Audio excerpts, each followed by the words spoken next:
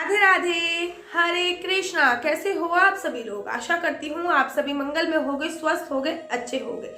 आज मैं आपको जो कथा सुनाने जा रही हूँ वो भी एक सत्य घटना है।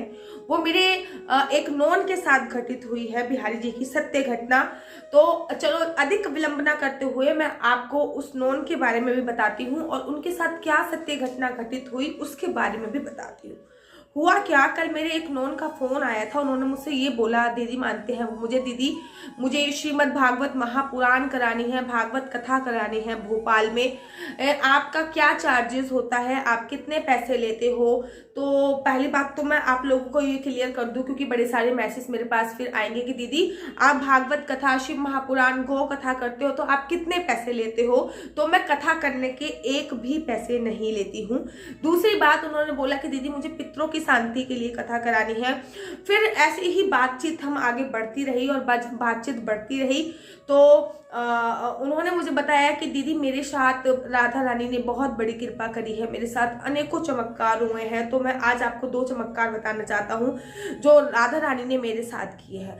हुआ ये, मैं पहली बार श्रीधाम वृंदावन आया था। पहली बार जब मैं श्रीधाम वृंदावन आया, मैंने अनेकों होटल देखे, लेकिन मैं अकेला श्रीधाम वृंदावन आया था। मेरे पास आईडी भी थी, सब कुछ था, लेकिन कोई मुझे होटल नहीं दे रहा था।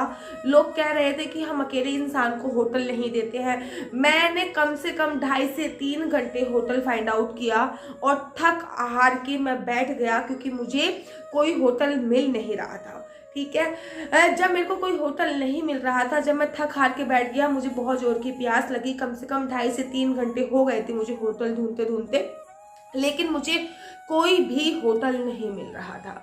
जब मुझे कोई होटल नहीं मिला तो सामने मैं थक हार के एक दुकान पे बैठा और दुकान पे बैठने के तत्पश्चात मैंने उससे पानी की बोतल मांगी। दुकान वाले ने मुझसे बोला, अरे भाई इतने परेशान लग रहे हो, क्या हुआ?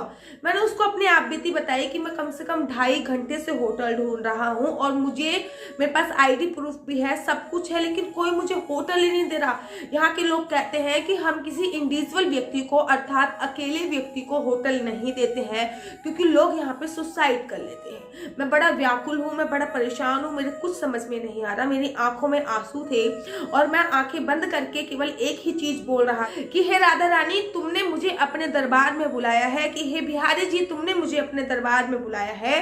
अब अगर मुझे होटल नहीं मिला तो मैं यहाँ से वापस चला जाऊंगा। मुझे अपने दरबार पे रोकना ना रोकना तुम्हारा काम है, इसलिए अब होटल दिलाना ना दिलाना वो तुम्हारा ही काम है। मैं ये सब बातें बोलता जा रहा था और रोता हुआ, मन में आंखें बंद थी मेरी और मैं रोया जा रहा था। एक पानी की बोतल मैंने ली। उन भैया ने मुझसे ये सारी बातें जब पूछी कि क्या हुआ, तो मैंने उनसे बोला कि मुझे एक होटल चाहिए, मुझे एक होटल नहीं मिल रहा है, मैं बहुत परेशान हो गया हूँ। 2.5 से 3 घंटे हो चुके हैं, मैं ना जाने कितने होटलों में गया, लेकिन वो लोग मुझे कमरा नहीं दे रहे हैं। तो उन भैया ने कहा, अरे परेशान होने की कोई बात नहीं है, मेरे पास आओ। जब मैं उन भैया के पास गया तो उन्होंने मुझे एक धर्मशाला दिखाई और कहा कि इस धर्मशाला में आप जाके रह सकते हैं। और दीदी आप यकीन नहीं मानोगे, जितना मेरा बजट था, जिस बजट के हिसाब से मेरा बजट था, उस बजट के हिसाब से मुझे उस धर्मशाला में कमरा मिला, अच्छा खासा कमरा मिला और मैं 3 दिन श्रीधाम वृंदावन में रह के गया। दूसरी बार जब मैं श्रीधाम वृंदावन में आया तो अब मैं दोबारा से उसी धर्मशाला में रुका और मैं जब दोबारा से उसी धर्मशाला में रुका तो दूसरी बार मैं 7 दिन के लिए श्रीधाम वृंदावन आया था। तो ठंड का मौसम था, दिसंबर का टाइम था और दिसंबर, ये वाली जो घटना थी ना, जब ये मैं सुन रही थी तो मेरे भी रोंगटे खड़े हो रहे थे कि दिसंबर के महीने में ठंड थी और ठंड में थोड़े से जो भक्त होते हैं वो कम हो जाते हैं। दिसंबर का महीना था, ठंड थी, तो उस टाइम वो धर्मशाला ज्यादा पॉपुलर नहीं थी तो लोगों को ज्यादा उसके बारे में पता नहीं था। मैंने एक कमरा लिया, मैं कमरे में जाके लेट गया। मेरे को शुरू से बचपन से आदत है कि मुझे डर लगता है अकेले से। अकेला जब मैं होता हूँ तो मुझे डर लगता है। उस टाइम पे उस होटल में कोई भी नहीं था, केवल एक मैनेजर था। 10-11 बजे तक उसने देखा कि कोई आ रहा है रूम के लिए या फिर धर्मशाला के लिए, तो सही है, नहीं तो वो दरवाजा बंद करने लग गया। मैं फटाफट से उठ के पास गया कि भैया थोड़ी देर और रुक जाओ, क्या पता 1-2 कस्टमर आपको और मिल जाए। तो मैनेजर ने बोला कि 10:30 बज चुके हैं, जिसको आना होता है वो अभी तक आ चुका होता, अब यहाँ पे कोई नहीं आएगा। जैसे ही मैनेजर दरवाजा बंद करने वाला था, एक बूढ़ा बुजुर्ग व्यक्ति आया और आके उसने अपना रजिस्ट्रेशन वगैरह कराया। मैं थोड़ा नींद में जा रहा था उस टाइम पे, और उसका जो बिस्तर है वो मेरे बिस्तर के बिल्कुल बगल में लगाया गया, बिल्कुल बगल में लगाया गया। जब मेरे बिस्तर के बगल में उसका बिस्तर लगाया गया, वो कुछ राधा कृष्ण जी की कथाएं पढ़ रहा था, राधा कृष्ण जी की कथाएं सुना रहा था, मुझसे वो बातें कर रहा था, और बातें बातों में उसने मुझे भगवान राधा रानी की कथाएं सुनानी प्रारंभ कर दी। जब राधा रानी की कथाएं सुनानी उसने मुझे प्रारंभ कर दी, न जाने मुझे कब नींद आ गई, मुझे पता ही नहीं चला। जब सुबह उठ के मैंने देखा कि वो बुजुर्ग जो पीछे मेरे बिस्तर पे लेटे हुए थे, मतलब मेरे बिस्तर के बगल में जिनका बिस्तर था, जब मैंने देखा तो उनका बिस्तर नहीं था। मैंने सुबह उठ के मैनेजर से पूछा कि भैया, आपकी धर्मशाला में मेरे बगल में एक बुजुर्ग आके लेटे थे, जो कल आए थे, उन्होंने एंट्री भी करी थी, वो कहाँ गए? तब मैं शॉक्ड रह गया जब उस मैनेजर ने मुझे बताया कि कल तो आपके सिवा कोई आया ही नहीं था। अर्थात मैं सुन के एकदम शॉक्ड रह गया कि कल मेरे सिवा कोई नहीं आया था। मैंने उस मैनेजर से बोला, एक बार आप अपना रजिस्टर उठा के तो देखो, क्या पता आपसे कोई भूल हो रही हो। उसने रजिस्टर उठा के देखा, केवल और केवल मेरी एंट्री हो रखी थी, वहां पे किसी की एंट्री नहीं थी।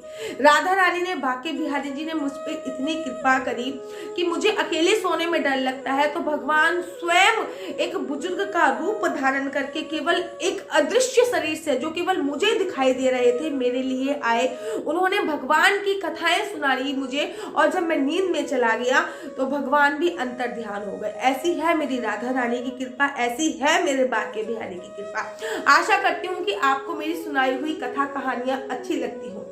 अगर आपको मेरी सुनाई हुई कथा कहानियां अच्छी लगती हैं तो आप अपना YouTube चैनल हरि बोल को लाइक शेयर सब्सक्राइब करना बिल्कुल भी मत भूलिए। और अगर आपके साथ भी घटित हुई है कोई बिहारी जी का चमत्कार, आपके साथ भी घटित हुई है कोई सत्य घटना, आपके साथ भी हुआ है कोई चमत्कार, तो मुझे लिख भेजिए। मैं अपने YouTube चैनल के माध्यम से इस वीडियो को आप लोगों तक पहुंचाऊंगी, बहुत सारे लोगों तक पहुंचाऊंगी, और आप और मैं करेंगे मिलकर भगवान श्री कृष्ण के नाम का सत्संग। मुझे पता है कि कोरोना काल चल रहा है, और ऐसे कोरोना काल में ना तो हम लोग बाहर जा सकते हैं, ना केवल घर पे रह सकते हैं, लेकिन डिजिटल माध्यम से आप और हम मिलकर श्री कृष्ण के नाम का सत्संग तो कर ही सकते हैं ना। तो अगर आपके साथ भी घटित हुई है कोई ऐसी घटनाएं तो मुझे लिख के भेजिए, और तब तक के लिए मुझे दीजिए इजाजत। राधे राधे, जय श्री कृष्णा, हरि बोल।